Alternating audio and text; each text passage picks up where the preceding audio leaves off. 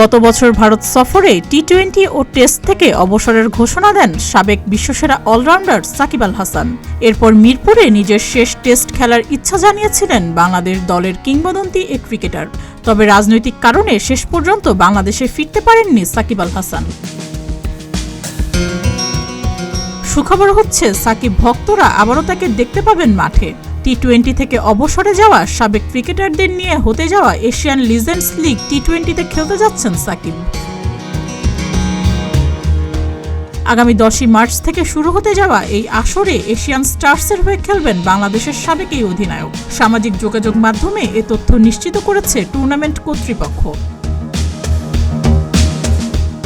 সাকিব আল হাসানের কিছুদিন আগে লিজেন্ড 90 টুর্নামেন্টে দুবাই জায়ান্টসের হয়ে খেলার কথা ছিল। তবে টুর্নামেন্ট শুরুর আগে তিনি নিজেকে সরিয়ে নেন। ঢাকা প্রিমিয়ার লিগ খেলার জন্য দলবদল করেছিলেন সাকিব। লিজেন্ডস অফ রূপগঞ্জের হয়ে খেলার কথা ছিল বাংলাদেশের সাবেক অধিনায়কের। তবে পরদিনই ডিপিএল থেকে নিজেকে সরিয়ে নেন সাকিব।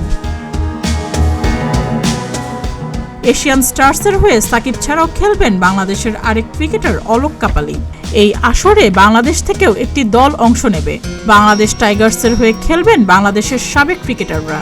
এই দলের হয়ে খেলবেন তামিম ইকবাল ও মোহাম্মদ আশরাফুলের মতো সাবেক তারকারা। আগামী 12 মার্চ বাংলাদেশ টাইগার্সের বিপক্ষে খেলবে এশিয়ান টাইগার্স। সেই ম্যাচেই বাংলাদেশের বিপক্ষে খেলতে দেখা যাবে সাকিবকে। সুস্মিতা, প্রতিদিনের বাংলাদেশ।